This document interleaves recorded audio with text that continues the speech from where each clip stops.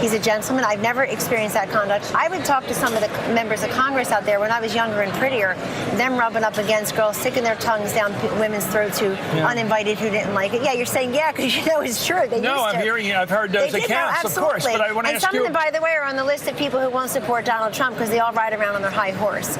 I know him to So you don't believe it? You thought he was just BSing, in other words, when he talked about how he would grab women. You don't believe he was talking about his own personal experience? I think it was interesting. You could see the anger, really the seething anger he has towards his running mate, Mike Pence.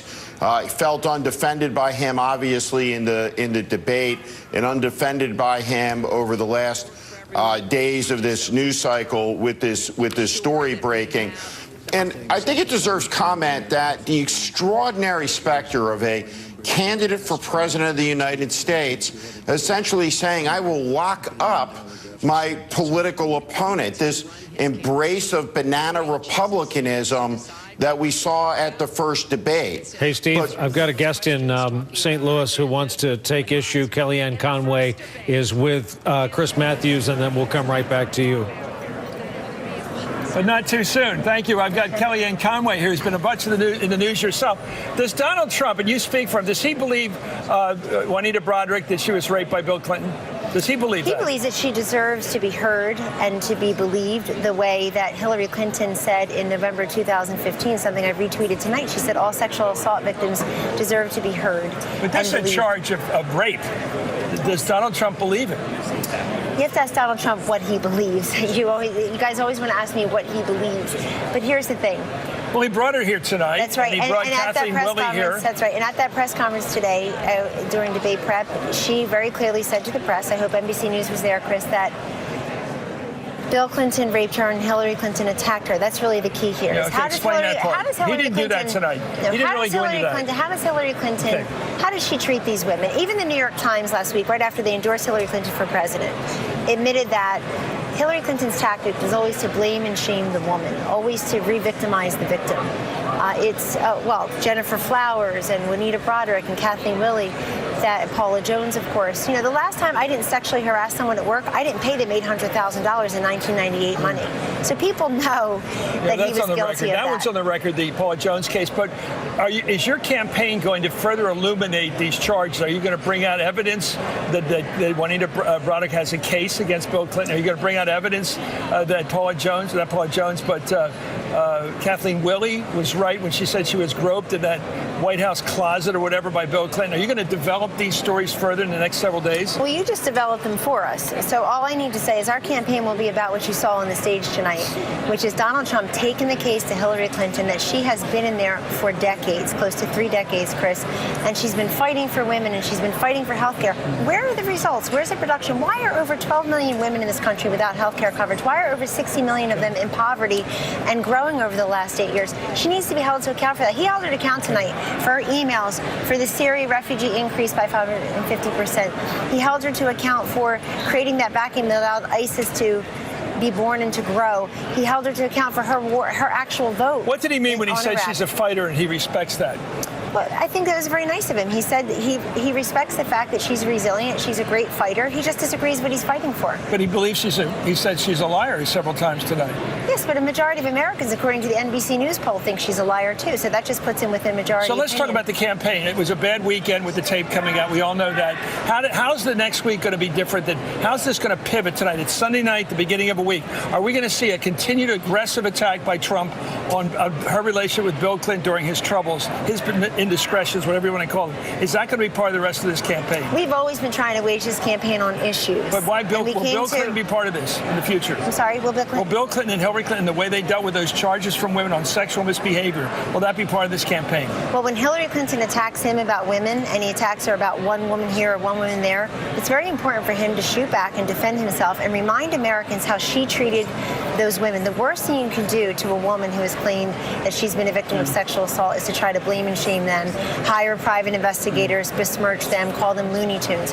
But our campaign's going to be what it was always about. He's going to be in your home state of Pennsylvania tomorrow talking about issues again. We're always trying to do. But you heard a lot of issues tonight. You heard about emails. You heard about Iraq. You heard about let's talk about the gorilla in the room, which is the tapes that came out from Access Hollywood. If you're in a jury Would you say that was relevant information for the American voter to get? Should they have gotten that information? Should Access Hollywood have left that information out to the public? So I'm a fully recovered attorney, 12-step program and everything. I can tell you when I clerked for a judge and sat in the jury room often, in the courtroom often, the jury is instructed to take all of the evidence together. And I would tell the same people who listen to the tapes, and I agree with Melania Trump. I thought the comments were disgusting and offensive. And I've discussed them privately with Mr. Trump. I'd also say, what did he do about them? What he did was he apologized, and he also reminded everybody that as he's traveled around this country for the last year and a half, he's learned a lot from the American people, and he's doing this for them. And I'll tell you, for all those Republicans who defected, that's up to them. However, I'm not willing to give the Supreme Court over to Hillary Clinton. I'm not willing to have her raise our I understand the taxes. ideological aspect of this campaign, but what about Trump? Did you believe him when he said it was just idle, locker room banter, or was he recounting his way of dealing with women, including his aggressive grabbing, to be blunt about it? No, that wasn't locker room. That was a recounting of the way he dealt with women. Did you believe that was a problem for him? I've always been a person, South Jersey, Philly. I've always been a person, Chris, who watches what people do, not what they say. But he's talking about what he did. He said his locker room banter. Hold on. You mean he was making it up? Hold on. Let me just explain to you as somebody who works for him and knows him well and has been alone with him many times. He is very gracious. He's a gentleman. I've never experienced that conduct. I would talk to some of the members of Congress out there when I was younger and prettier, them rubbing up against girls, sticking their tongues down women's throats who uninvited who didn't like it. Yeah, you're saying because you know it's true. I've heard those accounts, of course. But I want to ask you. And some of them, by the way, are on the list of people who won't support Donald Trump because they all ride around on their high horse. I know him to So you don't believe it? You thought he was just BSing, in other words, when he talked about how he would grab women. You don't believe he was talking about his own personal experience? I've asked him if he was talking about his own personal experience, and he said no. Those are words. So it was just sort of matching wits with some other guy about women. That's the way he has characterized it. And I look at the full measure of everyone. You, him, me, Donald Trump.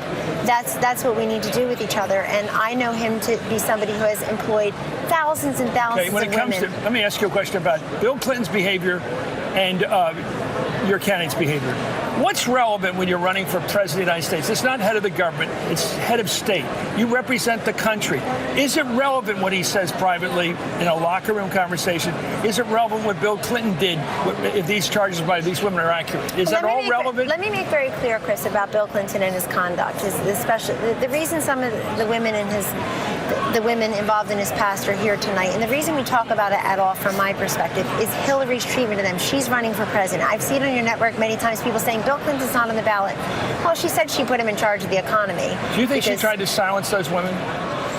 I think she tried to silence some of them, and she definitely demeaned others. And in the case of a couple of them that I've gotten to know over the years, we were talking about Paula Jones and Monica Lewinsky together 20 years ago, practically 18 years ago, Chris, on your show.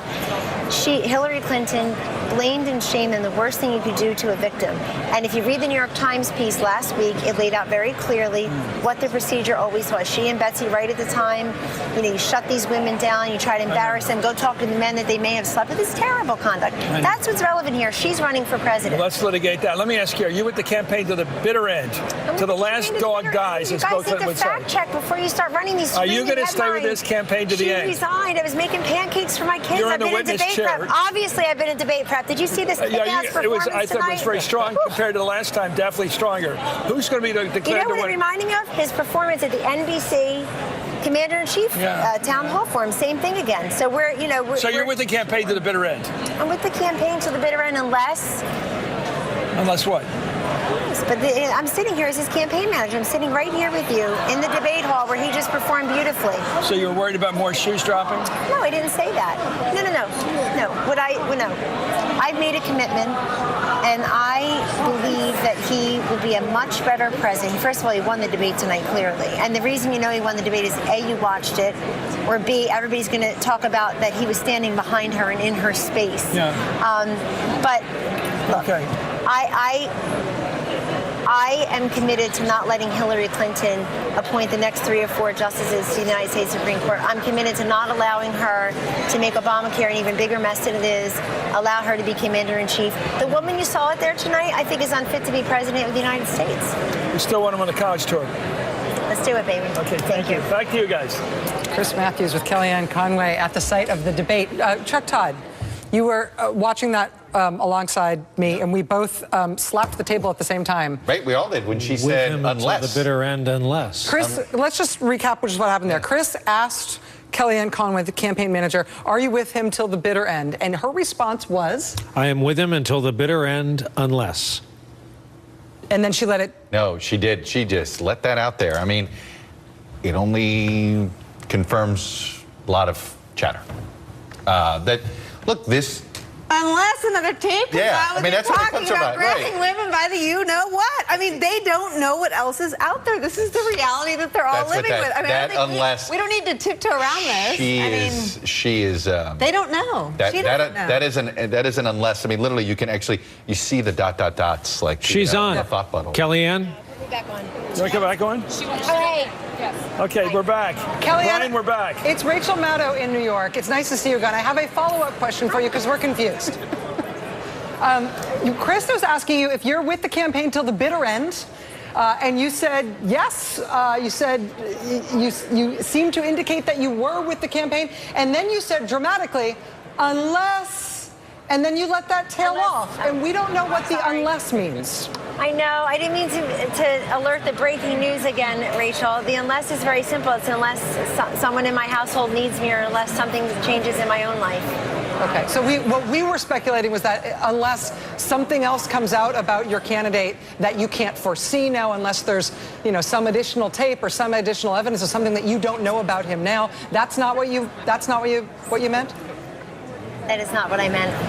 And I have to say, I think that whoever was breaking the news today on MSNBC that I was resigning while I was getting on the plane with Mr. and Mrs. Trump to come here really should do a better job checking the facts. Well, it's always a good thing to do. Kellyanne, it's Nicole. First off, congratulations. I know you guys were prepping before all hell broke loose on Friday, and obviously a lot of the prep took, so congratulations on that. I understand you had a very large part in that. But I also understand that it is a known unknown what else is out there about Mr. Trump, and that is of grave concern to him and the family and all of you. Is there anything you can say about lessons learned from the last 72 hours, or do you know of anything that's coming? Nicole, I don't know anything that's coming, but I also don't want to engage in hypotheticals and speculation. I just watched 90 minutes of real debate, and it's obvious to me that Mr. Trump dominated the debate. It's not spin. I mean, she was on defense. She looked, it's almost an indignity to Hillary Clinton to have to be sharing the stage with Donald Trump, and it showed. That was a great format for him. I had said it earlier in the week and was attacked for saying it was a great format for him, but clearly it was. He gets oxygen from the people. He's out there every day talking to people at rallies in smaller settings, and she often is not. And I think that you saw that pay off tonight.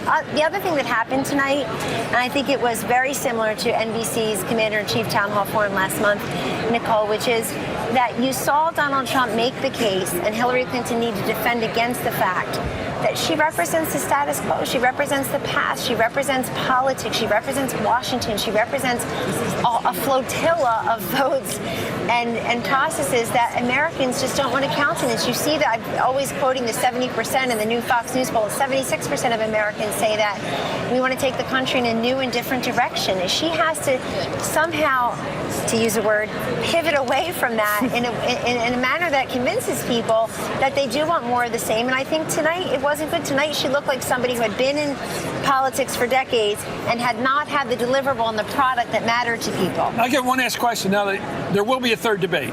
There will be a rubber match. There will be a rubber match. Yes. Okay, thank you. Back to you See guys. you there. Thank you very much. Thank you for coming back, Kellyanne. That was a good sport of you to do that. Thank you. Wow, I feel like we're all going to go home to our families tonight and hear from Kellyanne. Can I just... Can I just say, she's so good. She's one of the best in the business. And Dan Rather told me, after she was on my show for the first time, Dan Rather came into the studio right after her and said she could talk the legs off a table. It's true. She's good at what she does. She's got a challenging candidate. She's also just a very good person. Steve Schmidt, help us out here. I would talk to some of the members of Congress out there when I was younger and prettier, them rubbing up against girls, sticking their tongues down women's throats who uninvited who didn't like it. Yeah, you're saying because you know it's true. They No, used I'm to. hearing you. I've heard those They did, accounts, no, of course. But I want to and ask some you. of them, by the way, are on the list of people who won't support Donald Trump because they all ride around on their high horse. I would talk to some of the members of Congress out there when I was younger and prettier.